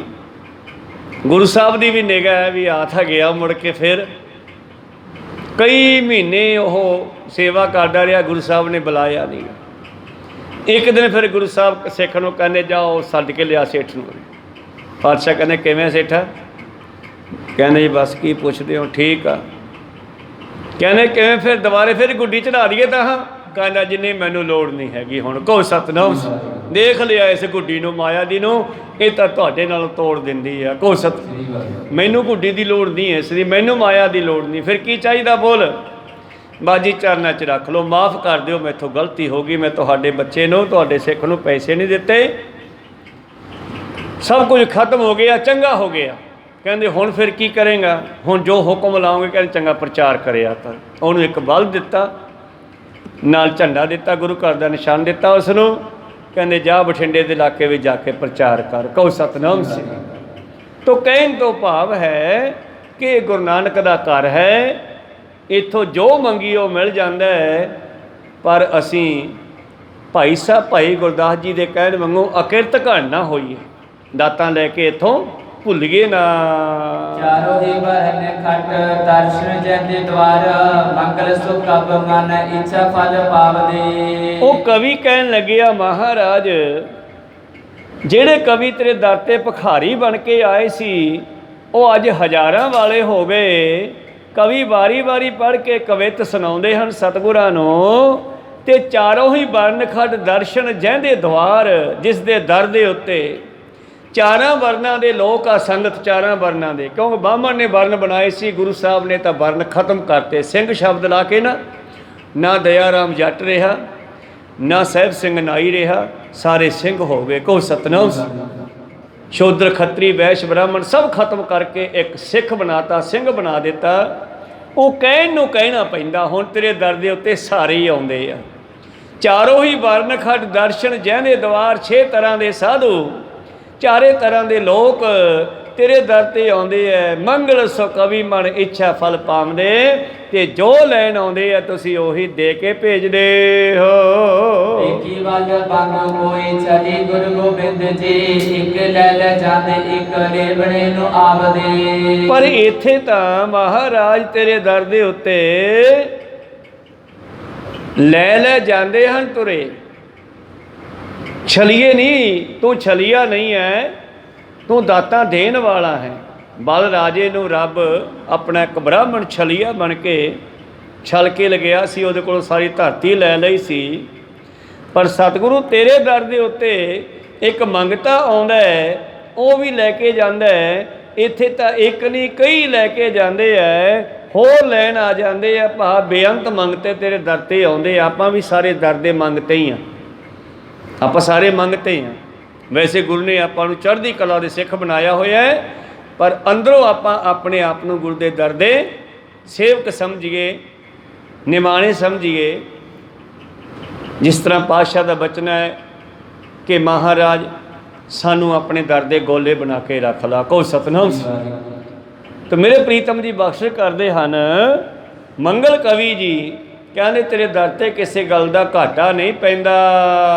200 ਪੈਰ ਬਾਦ ਪੈਰੀ ਤੀਰ ਨਾ ਦਰਤ ਕਹੋ, ਤੌਸਾ ਕੀ ਤੁਕਾਰ ਤਰਾ ਤਰ ਤਸ ਕਰਤ ਹੈ। ਤੇਰੇ ਨਾਲ ਦੁਸ਼ਮਣੀ ਪਾ ਕੇ ਕੋਈ ਦੁਸ਼ਮਣ ਸੁੱਖ ਦੀ ਨੀਂਦ ਨਹੀਂ ਸੌਂ ਸਕਦਾ ਘਰੇ।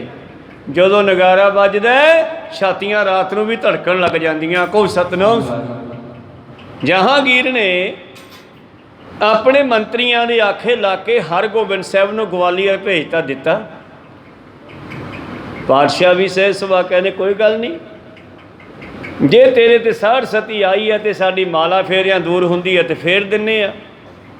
ਪਰ ਅਸਲ ਵਿੱਚ ਗੁਰੂ ਪਿਆਰਿਓ, ਉਹ ਚੰਦੂ ਦੀ ਚਲਾਕੀ ਸੀ। ਬਈ ਗੁਰੂ ਸਾਹਿਬ ਨੂੰ ਇੱਕ ਵਾਰੀ ਗਵਾਲੀਅਰ ਦੇ ਕਿਲੇ 'ਚ ਭੇਜ ਦਿੰਨੇ ਆ, ਇੱਕ ਜੇਲ੍ਹ ਹੀ ਹੈ ਇੱਕ ਤਰ੍ਹਾਂ ਦੀ, ਉਹ ਉੱਥੇ ਹੋਰ ਵੀ 52 ਕੈਦੀ ਆ, ਵਿੱਚ ਇਹ ਬੈਠੇ ਰਹਿਣਗੇ, ਆਪਾਂ ਸਦਨਾ ਹੀ ਨਹੀਂ ਮੁੜ ਕੇ। ਪਰ ਜਦੋਂ 40 ਦਿਨਾਂ ਤੋਂ ਉੱਤੇ ਸਮਾਂ ਲੰਘ ਗਿਆ, 41, 42, 43 ਹੋ ਗਏ, ਤੇ ਸਿੱਖਾਂ ਨੂੰ ਵੀ ਪਤਾ ਲੱਗਿਆ ਵੀ ਹੁਣ ਇਹ ਰਾਜਨੀਤੀ ਖੇਡੀ ਹੈ ਇਹਨਾਂ ਨੇ, ਚਾਲ ਚੱਲੀ ਹੈ ਹਰਗੋਬਿੰਦ ਸਾਹਿਬ ਨੂੰ ਅੰਦਰ ਕਰਨ ਦੀ, ਹੁਣ ਇਹ ਬਾਹਰ ਨਹੀਂ ਕੱਢਣਗੇ।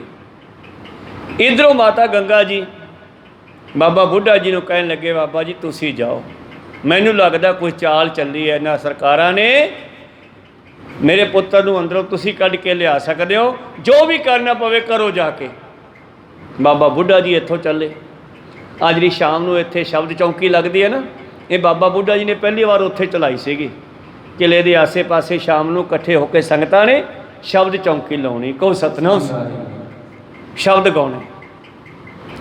ਤਾਂ ਬਾਬਾ ਬੁੱਢਾ ਜੀ ਪਹੁੰਚੇ ਤੇ 5 ਸਿੱਖ ਸ਼ਾਮਾਂ ਨੂੰ ਉਹਨਾਂ ਦੇ ਕੋਲ ਬੈਠੇ ਆ, ਸਲਾਹ ਮਸ਼ਵਰਾ ਕਰਦੇ ਆ ਵੀ ਲੱਗਦਾ ਇਹਨਾਂ ਨੇ ਚਲਾਕੀ ਕੀਤੀ ਆ, ਹੁਣ ਜਿੰਨਾ ਚਿਰ ਰਾਜਾ ਹੁਕਮ ਨਹੀਂ ਭੇਜਦਾ ਹਰਗੋਬਿੰਦ ਸਾਹਿਬ ਬਾਹਰ ਨਹੀਂ ਆ ਸਕਦੇ, ਤੇ ਕੀ ਕੀਤਾ ਜਾਵੇ।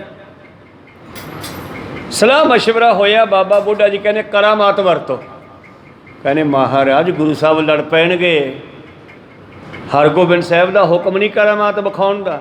ਉਹਨਾਂ ਦੇ ਪੁੱਤਰ ਨੇ ਦਿਖਾਈ ਸੀਗੀ, ਛੋਟੇ ਨੇ ਅਟਲ ਰਾਏ ਨੇ, ਦੇਖੋ ਸਰੀਰ ਛਡਵਾ ਦਿੱਤਾ ਉਹਦਾ। ਕਹੋ ਸਤਨਾਮ। ਬਾਬਾ ਬੁੱਢਾ ਜੀ ਕਹਿੰਦੇ ਤੁਸੀਂ ਕਰਾਮਾਤ ਵਰਤ ਕੇ ਕੱਢੋ ਜਿਵੇਂ ਨਿਕਲਦਾ। ਜੇ ਕੁਛ ਕਹਿਣਗੇ ਤਾਂ ਮੇਰਾ ਨਾਂ ਲੈ ਦਿਓ, ਤੇ ਫਿਰ ਸੋਨੂੰ ਕੁਛ ਕਹਿ ਦੇਣਗੇ, ਮੈਨੂੰ ਕਿਵੇਂ ਕਹਿ ਦੇਣਗੇ, ਮੈਂ ਕਹਿ ਦੂੰਗਾ ਮਾਤਾ ਗੰਗਾ ਨੇ ਕਿਹਾ ਹੈਗਾ, ਆਪੇ ਮਾਤਾ ਨਾਲ ਗੱਲ ਕਰਨਗੇ। ਕਹੋ ਸਤਨਾਮ। ਆਪਾਂ ਹਰਗੋਬਿੰਦ ਸਾਹਿਬ ਨੂੰ ਬਾਹਰ ਕੱਢਣਾ, ਜਿਵੇਂ ਮਰਜ਼ੀ ਕਰੋ। ਫਿਰ ਜੇਠਾ ਲੰਗਾਹਾ ਹੋਰਾਂ ਨੇ ਫਿਰ ਕਰਾਮਾਤ ਵਰਤੀ। ਗੁਰੂ ਪਿਆਰੋ ਰਾਤ ਨੂੰ ਸ਼ੇਰ ਦਾ ਰੂਪ ਧਾਰ ਕੇ ਸੁਪਨੇ ਦੇ ਵਾਂਗੂ ਸੱਚੀ ਮੁੱਚੀ ਜਹਾਂਗੀਰ ਨੂੰ ਡਰਾਉਣਾ ਕੀਤਾ, ਤੇ ਫਿਰ ਕਿੱਥੇ ਉਹਨੂੰ ਚਿੰਤਾ ਦੀ ਸ਼ਾਂਤੀ ਆਵੇ, ਕਿੱਥੇ ਉਹਨੂੰ ਨੀਂਦ ਆਵੇ। ਜਿਸ ਵੇਲੇ 2 ਸ਼ੇਰ ਗਏ, ਇਹਦੀ ਛਾਤੀ ਤੇ ਚੜ੍ਹ ਗਏ ਅਗਲੇ ਪੰਜੇ ਧਰ ਕੇ, ਔਰ ਇਹ ਸੋਚਦਾ ਸ਼ਾਇਦ ਇਹੀ ਸਾਧ ਸਤੀ ਆ ਜਿਹੜੀ ਪੰਡਤ ਕਹਿੰਦਾ ਸੀਗਾ, ਇਹੀ ਸਾਧ ਸਤੀ ਆ। ਤੇ ਕਹਿਣ ਲੱਗਿਆ ਬਚਾਓ ਹਰਗੋਬਿੰਦ। ਜਦੋਂ ਹਰਗੋਬਿੰਦ ਸਾਹਿਬ ਦਾ ਨਾਮ ਲਿਆ, ਸ਼ੇਰਾਂ ਨੂੰ ਪਿੱਛੇ ਹਟਣਾ ਪਿਆ, ਕਿਉਂਕਿ ਉਹਦੇ ਹੁਕਮ 'ਚ ਹੈ। ਕਹੋ ਸਤਨਾਮ। ਕਹਿੰਦੇ ਹਰਗੋਬਿੰਦ ਸਾਹਿਬ ਨੇ ਆਪਣੇ ਗੁਪਤ ਹੱਥਾਂ ਦੇ ਨਾਲ ਟੈਲੀਪੈਥੀ ਸੂਖਮ ਰੂਪ ਦੇ ਨਾਲ ਜਾ ਕੇ ਪਿੱਛੇ ਹਟਾਤੇ। ਸਿੰਘ ਮੁੜ ਆਏ।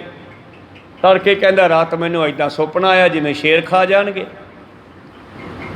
ਵਜ਼ੀਰ ਕਹਿੰਦੇ ਜੀ ਕਈ ਵਾਰੀ ਉਹ ਚਿੰਤਾ ਹੁੰਦੀ ਹੈ, ਆ ਜਾਂਦੇ ਆ ਸੁਪਨੇ, ਛੱਡੋ ਖਹਿੜਾ। ਕਹਿੰਦੇ ਨਾ ਮੈਨੂੰ ਨੀਂਦ ਨਹੀਂ ਆਈ ਸਾਰੀ ਰਾਤ। ਪਹਿਰਾ ਵਧਾਤਾ ਮਹਿਲ ਦੇ ਆਸੇ ਪਾਸੇ, ਜਿੱਥੇ ਉਹ ਸੌਂਦਾ ਉਸ ਕਮਰੇ ਦੇ ਆਸੇ ਪਾਸੇ ਪਹਿਰੇ ਲਾਤੇ ਪੱਕੇ, ਕੋਈ ਅੰਦਰ ਨਾ ਜਾ ਸਕੇ। ਪਰ ਉਸੇ ਟਾਈਮ ਅੱਧੀ ਰਾਤ ਨੂੰ ਫਿਰ ਪਹੁੰਚ ਗਏ ਦੋਸ਼ੇ, ਫਿਰ ਚੜ੍ਹ ਗਏ ਛਾਤੀ 'ਤੇ ਪੈਰ ਧਰ ਕੇ, ਰੌਲਾ ਪਾਉਂਦਾ ਛੱਡੋ ਬਚਾਓ। ਫਿਰ ਯਾਦ ਕਰਦਾ ਬਚਾਓ ਹਰਗੋਬਿੰਦ ਸਾਹਿਬ। ਹਰਗੋਬਿੰਦ ਸਾਹਿਬ ਨੇ ਫਿਰ ਪਿੱਛੇ ਕਰਤੇ। ਤੀਜੇ ਦਿਨ ਫਿਰ ਗਏ, ਤੀਜੇ ਦਿਨ ਫਿਰ ਕਿਹਾ ਤੇ ਉਹ ਪਿੱਛੇ ਤਾਂ ਹਟ ਗਏ, ਪਰ ਕਹਿੰਦੇ ਗੱਲ ਸੁਣ ਲਾ, ਹੁਣ ਅਸੀਂ ਜਦੋਂ ਆਏ ਨਾ ਤੇਰੀ ਮੌਤ ਕਰਕੇ ਜਾਵਾਂਗੇ। ਤੈਨੂੰ ਸਮਝ ਨਹੀਂ ਆ ਰਹੀ ਅਸੀਂ ਕਿਉਂ ਆਉਣੇ ਆ।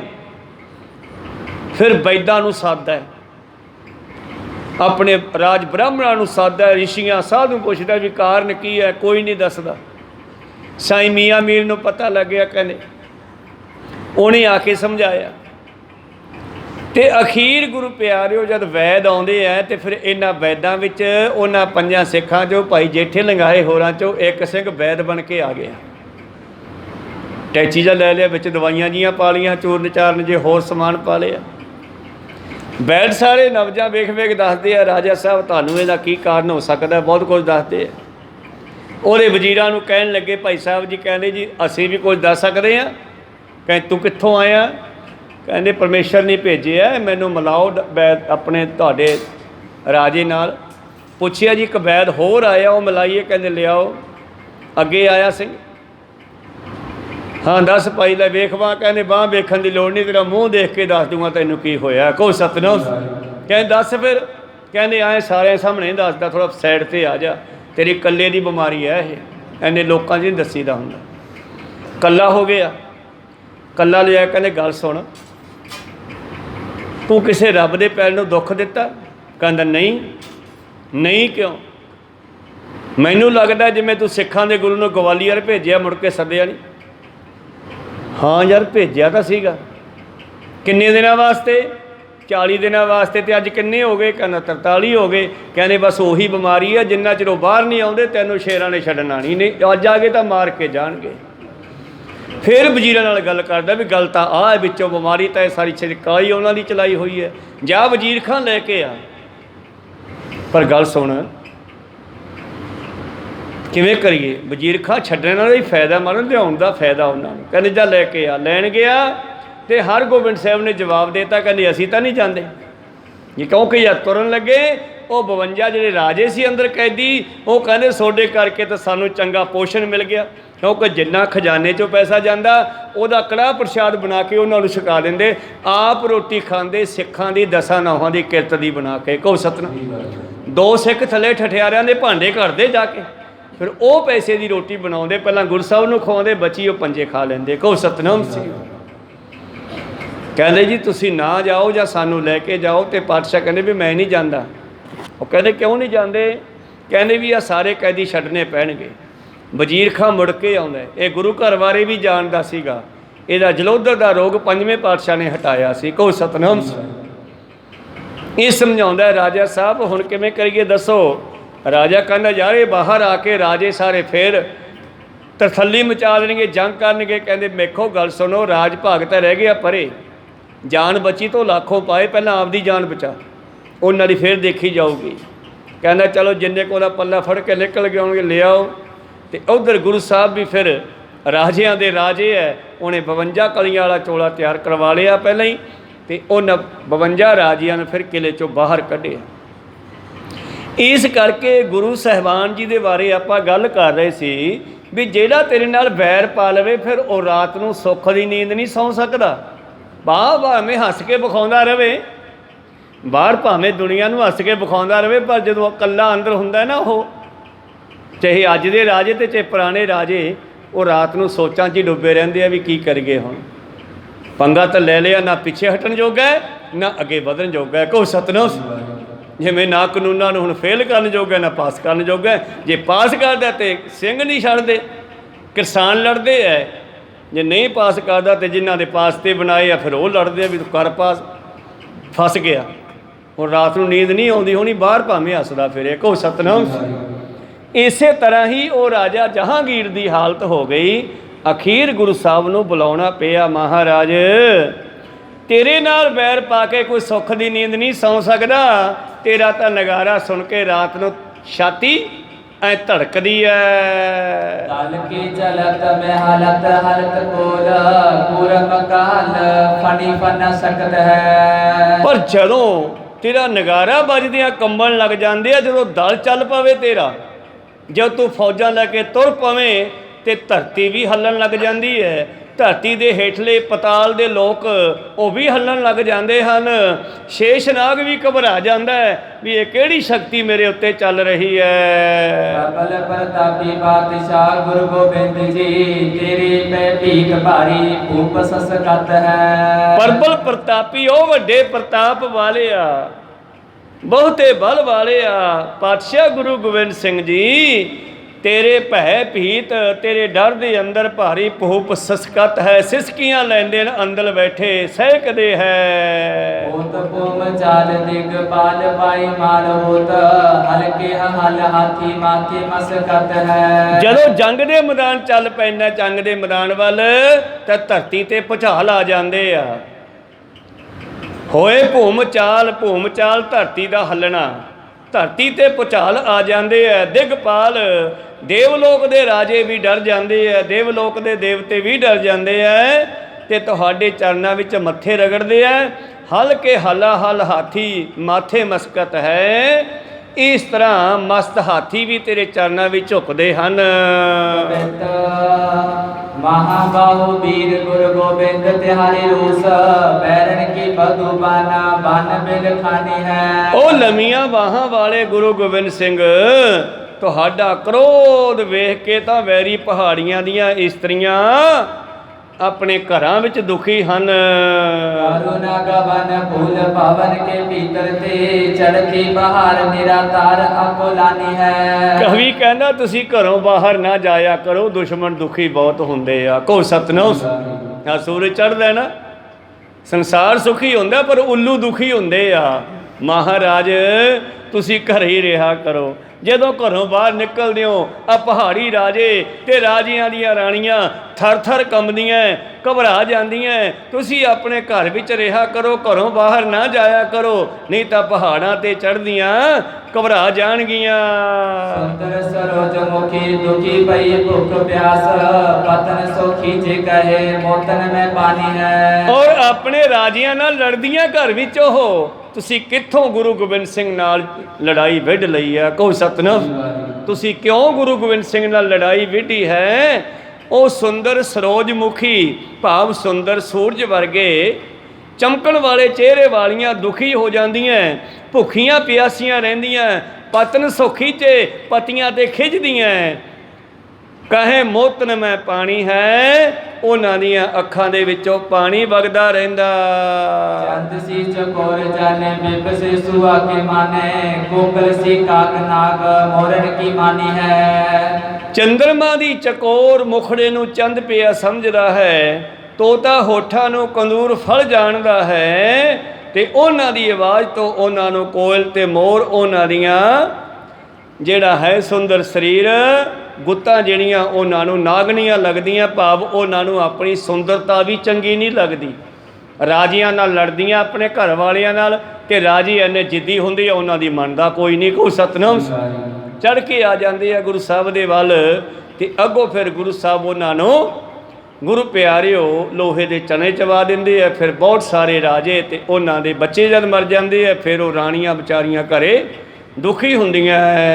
ਜਿਨ ਕੋ ਪ੍ਰਤਾਪ ਪਰ ਪੂਰਨ ਹਮ ਪਰ ਸੋ ਤੇਰੀ ਚਰਨ ਕੋ ਕਰਤ ਬਖਾਨ ਹੈ। ਜਿਨ੍ਹਾਂ ਦਾ ਧਰਤੀ ਉੱਤੇ ਬੜਾ ਪ੍ਰਤਾਪ ਹੈ, ਜਿਹੜੇ ਆਪਣੇ ਆਪ ਨੂੰ ਬੜੇ ਤਕੜੇ ਕਹਾਉਂਦੇ ਆ, ਉਹ ਵੀ ਤੇਰੇ ਚਰਨਾਂ ਦੇ ਪ੍ਰਤਾਪ ਨੂੰ ਜਾਣ ਕੇ ਢਹਿ ਪੈਂਦੇ ਹਨ। ਜਿਨੇ ਚਾਹੇ ਚੱਕਰ ਵਿੱਚ ਕਤਹੁਤ ਹੰਸ ਰਾਮਾ, ਤਿਉ ਤੇਰੇ ਚਹਿਬੇ ਕੀ ਧਰਤ ਧਿਆਨ ਹੈ। ਜਿਨ੍ਹਾਂ ਰਿਸ਼ੀਆਂ ਮੁਨੀਆਂ ਨੇ, ਸਿੱਧਾਂ ਨੇ, ਚੱਕਰਵਰਤੀ ਰਾਜੇ ਵੇਖ ਕੇ ਜਿਨ੍ਹਾਂ ਨੂੰ ਹੈਰਾਨ ਹੁੰਦੇ ਨੇ, ਭਾਵ ਵੱਡੇ ਵੱਡੇ ਸਿੱਧ ਰਿਸ਼ੀ ਮੁਨੀ, ਇਹ ਵੀ ਤੇਰੇ ਚਰਨਾਂ ਨੂੰ ਸਿਮਰਦੇ ਆ। ਜਾਪ ਸਾਹਿਬ ਦੇ ਵਿੱਚ ਵੀ ਪਾਤਸ਼ਾਹ ਜੀ ਨੇ ਅਕਾਲ ਪੁਰਖ ਦੀ ਸਿਫਤ ਕਰਦਿਆਂ ਹੋਇਆਂ ਇਹਨਾਂ ਨੂੰ ਉਹਨਾਂ ਦੇ ਪੈਰੀਂ ਪੈਂਦੇ ਵਿਖਾਇਆ। ਤੇ ਜਿਹੜੇ ਨਾਮ ਨਹੀਂ ਜਪਦੇ ਉਹਨਾਂ ਦੇ ਬਾਰੇ ਇਹ ਵੀ ਲਿਖਿਆ, ਸਰਾਵਕ ਸੁਧ ਸਮੂਹ ਸਿਧਾਨ ਕਹਿ, ਦੇਖ ਫਿਰਿਓ ਕਰ ਜੋਗ ਜਤੀ ਕੇ, ਸੂਰ ਸਰਾਰਦਨ ਸੁਧ ਸੁਧਾਰਕ ਸੰਤ ਸਮੂਹ ਅਨੇਕ ਮਤੀ ਕੇ। सारी देश को देख रहे हो मत को न दीखित प्राणपति के, श्री भगवान की भाए कृपा होते एक रत्ती बिन एक रत्ती के। रत्ती तोले चों जिमें कह दिओ 100% चो 1%, वो 1% दे भी बंदे नहीं ਜਿਹੜੇ ਰੱਬ ਦੇ ਰੰਗ ਵਿੱਚ ਰੰਗੇ ਹੋਏ ਨਹੀਂ, ਤੇ ਜਿਹੜੇ ਰੰਗੇ ਹੋਏ ਨਾ ਉਹ ਤੈਨੂੰ ਰੱਬ ਜਾਣ ਕੇ ਤੇਰੇ ਪੈਰੀਂ ਪੈਂਦੇ ਆ। ਜਿਵੇਂ ਸਾਈਂ ਮੀਆਂ ਮੀਰ ਮੁਸਲਮਾਨਾਂ ਦਾ ਵੱਡਾ ਪੀਰ ਸੀਗਾ, ਪਰ ਗੁਰੂ ਅਰਜਨ ਦੇਵ ਹਰਗੋਬਿੰਦ ਸਾਹਿਬ ਜੀ ਦੇ ਨਾਲ ਉਹਦਾ ਬੜਾ ਪਿਆਰ ਤੇ ਸਤਿਕਾਰ ਸੀਗਾ, ਚਰਨੀ ਪੈਂਦਾ ਸੀ, ਭਾਵੇਂ ਕਿ ਗੁਰੂ ਸਾਹਿਬ ਉਸ ਨੂੰ ਬਰਾਬਰ ਰੱਖਦੇ ਸਨ। जिनको बेचे बार पार देखित प्रबल, प्रचंड सुने जाहर जहान है। ਜਿਨ੍ਹਾਂ ਦੇ ਘਰ ਵਿੱਚ ਬੜਾ ਹੀ ਤਾਕਤਾਂ ਸਨ, ਜਿਨ੍ਹਾਂ ਦੇ ਵਿੱਚ ਜਿਹੜੇ ਹਰ ਥਾਂ ਤੋਂ ਫਤਿਹ ਪ੍ਰਾਪਤ ਕਰਕੇ ਆਉਂਦੇ ਸਨ, ਜਿਹੜੇ ਕਿਸੇ ਤੋਂ ਹਾਰਦੇ ਨਹੀਂ ਸੀ, ਉਹ ਵੀ ਤੇਰੇ ਅੱਗੇ ਹਾਰ ਜਾਂਦੇ। ਇਹ ਗੱਲ ਜਗ ਜ਼ਾਹਰ ਹੈ। जिनको ना दरबार पैयत माही निकलो, तेयु तेरे दरबार देखे दरबान है। जिन्हां ਰਾਜਿਆਂ ਦੇ ਦਰਬਾਰ ਵਿੱਚ ਮਹੀਨਿਆਂ ਤੱਕ ਜਾ ਨਹੀਂ ਸਕੀਦਾ, ਉਹ ਰਾਜੇ ਤੇਰੇ ਦਰ ਦੇ ਉੱਤੇ ਤੇਰੇ ਦਰਸ਼ਨਾਂ ਵਾਸਤੇ ਖੜੇ ਰਹਿੰਦੇ ਆ। ਭਾਵ ਆਮ ਜਨਤਾ ਜਿਨ੍ਹਾਂ ਰਾਜਿਆਂ ਤੱਕ ਜਾ ਨਹੀਂ ਸਕਦੀ, ਉਹ ਰਾਜੇ ਗੁਰੂ ਗੋਬਿੰਦ ਸਿੰਘ ਜੀ ਦੇ ਦਰ ਤੇ ਖੜੇ ਰਹਿੰਦੇ ਆ ਦਰਸ਼ਨ ਕਰਨ ਵਾਸਤੇ। तेरी ऐसी प्रताप है।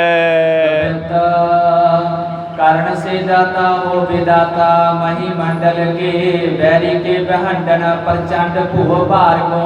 करनी वजों दाता हो, हथ नाल जो दाता दिंदे हो, ते इस विषय तुसीं दाता हो। ते विधाता मही मंडल के, ए सृष्टि दे विधाते हो, लेख लिखण वाले हो।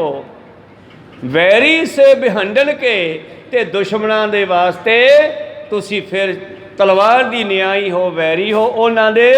ਪ੍ਰਚੰਡ ਭੂ ਰਾਠ ਹੋ, ਇਸ ਦੁਨੀਆ ਦੇ ਉੱਤੇ ਧਰਤੀ ਦਾ ਭਾਰ ਲਾਉਣ ਵਾਸਤੇ, ਜ਼ੁਲਮ ਨੂੰ ਖਤਮ ਕਰਨ ਵਾਲੇ ਹੋ।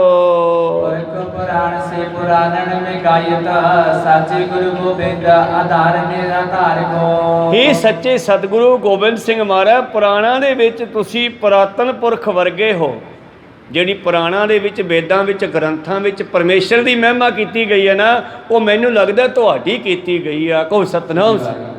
ਕਵੀ ਲਿਖਦਾ ਹੈ ਕਿ ਜਿਹੜੀ ਵੇਦਾਂ ਗ੍ਰੰਥਾਂ ਵਿੱਚ ਪਰਮੇਸ਼ਰ ਦੀ, ਰੱਬ ਦੀ ਮਹਿਮਾ ਕੀਤੀ ਗਈ ਹੈ, ਮੈਨੂੰ ਲੱਗਦਾ ਕਿਤੇ ਤੁਸੀਂ ਉਹੀ ਤਾਂ ਨਹੀਂ। ਉਹ ਸਾਰੇ ਲੱਛਣ ਤੁਹਾਡੇ ਵਿੱਚੋਂ ਦਿਖਾਈ ਦਿੰਦੇ ਆ।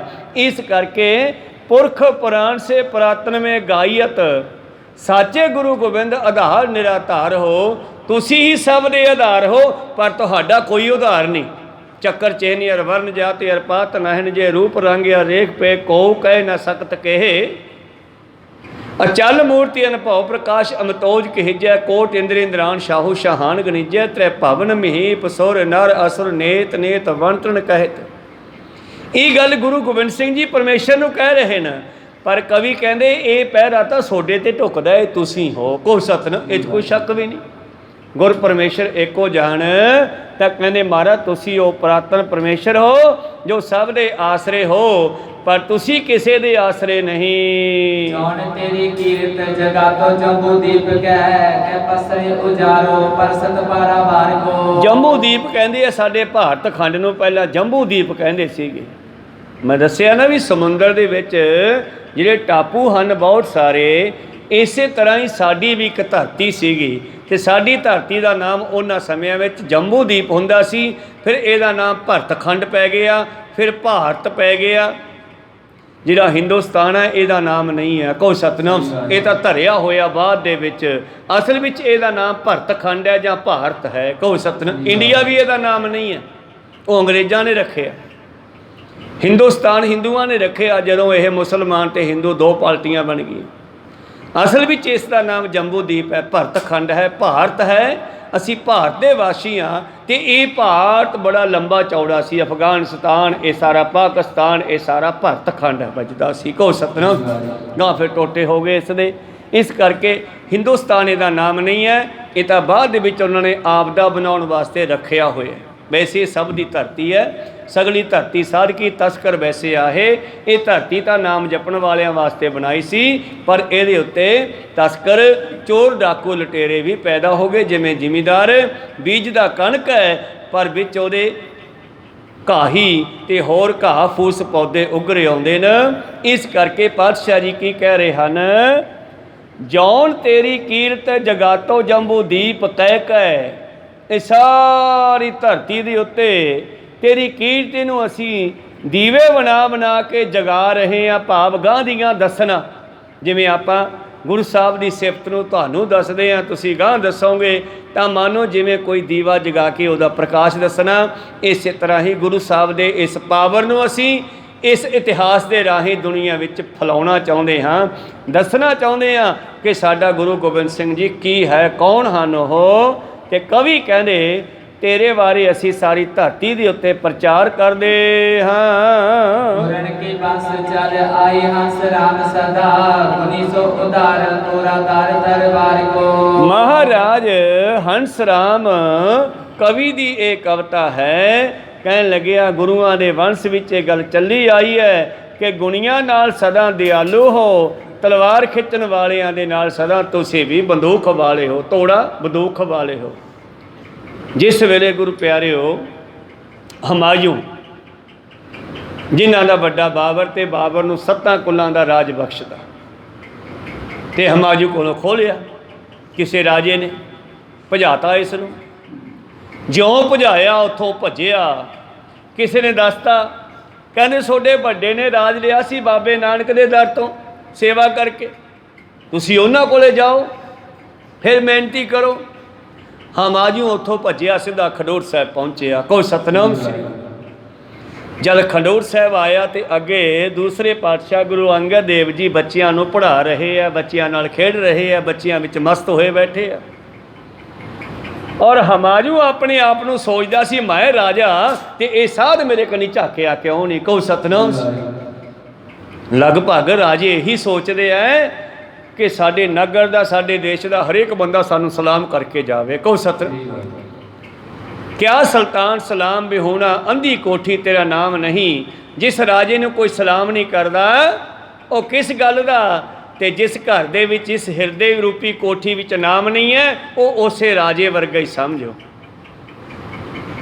ਤੇ ਇਹ ਹਮਾਯੂ ਨੇ ਸੋਚਿਆ ਕਿ ਇਹ ਜਿਹੜਾ ਗੁਰੂ ਹੈ ਬਾਬੇ ਨਾਨਕ ਦਾ ਸੇਵਕ, ਇਹਨੇ ਮੈਨੂੰ ਮੱਥਾ ਕਿਉਂ ਨਹੀਂ ਟੇਕਿਆ, ਬੁਲਾਇਆ ਕਿਉਂ ਨਹੀਂ ਵੀ ਆਓ ਰਾਜਾ ਸਾਹਿਬ। ਇਹਨਾਂ ਨੂੰ ਕਿਸੇ ਦੀ ਕਾਨ ਥੋੜ੍ਹਾ ਹੁੰਦੀ ਹੈ, ਜਾਂ ਤੂੰ ਮੇਰੇ ਵੱਲ ਹੈ ਤਾਂ ਕਿਆ ਮੋਹ ਛੰਦਾ।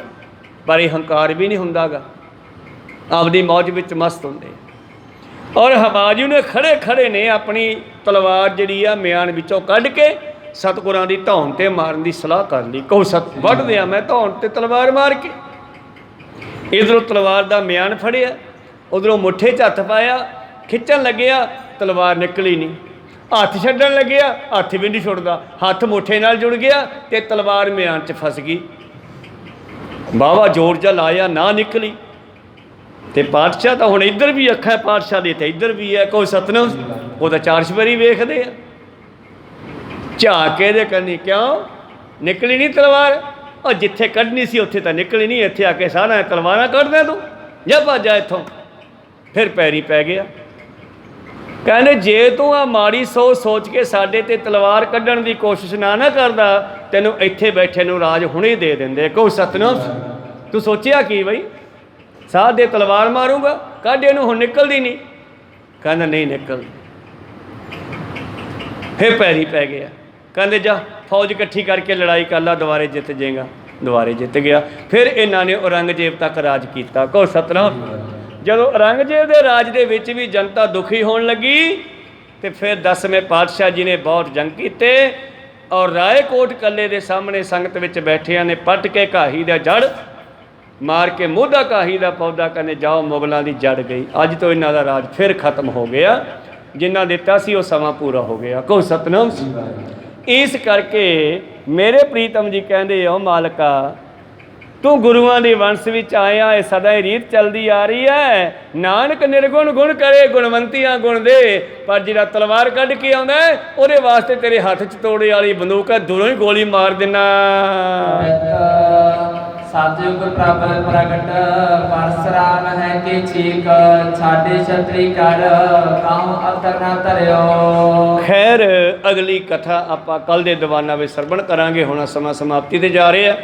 ਇਸ ਤਰ੍ਹਾਂ ਸਰਯੁਗ ਦੇ ਸਮੇਂ ਦੇ ਵਿੱਚ ਵੀ ਛਤਰੀ ਜਿਹੜੇ ਸਨ ਉਹਨਾਂ ਨੇ ਬੜਾ ਲੋਕਾਂ ਦੇ ਉੱਤੇ ਛਤਰੀ ਬਣ ਕੇ ਜ਼ੁਲਮ ਕੀਤਾ ਸੀ, ਤੇ ਫਿਰ ਪਰਸ਼ੁਰਾਮ ਨੇ ਕੁਹਾੜਾ ਲੈ ਕੇ 21 ਵਾਰੀ ਛਤਰੀਆਂ ਦਾ ਖਾਤਮਾ ਕੀਤਾ ਸੀ। ਕਹੋ ਸਤਨਾਮ। ਇੱਥੋਂ ਵਿਚਾਰ ਆਪਾਂ ਕੱਲ ਨੂੰ ਚੱਕਾਂਗੇ। ਇੱਥੇ ਰੋਕਣ ਦੀ ਆਗਿਆ ਬਖਸ਼ੋ। ਬੋਲਦੇ ਅਨੇਕਾਂ ਅੱਖਰ ਵੱਧ ਘੱਟ ਹੋ ਜਾਂਦੇ। ਸਿੱਖ ਸੰਗਤਾਂ ਤੇ ਸਤਿਗੁਰੂ ਬਖਸ਼ਣ ਜੋਗ ਹੈ, ਬਖਸ਼ ਲੈਣਾ ਜੀ। ਸਮਾਪਤੀ ਕਰੀਏ। हे अच्युत हे पार ब्रह्म अविनाशी अविनाश, हे पूरन हे सर्वमय पंचन गुणतास, हे संगी हे निरंकार हे निर्गुण सब टेक, हे गोविंद हे गुण निदान, सदा विवेक, हे अपरंपर हर हरे, हे संत कै सदा संग, हे ठाकुर हों दासरो, नानक दीजै नाम दान, ताए प्रभ शरणागति, एक अखर हर मन बसत, एक अंकारा सतगुरु, वाहिगुरु जी की फतेह है, वाहिगुरु जी की फतेह है, वाहिगुरु जी का खालसा, वाहिगुरु जी की फतेह।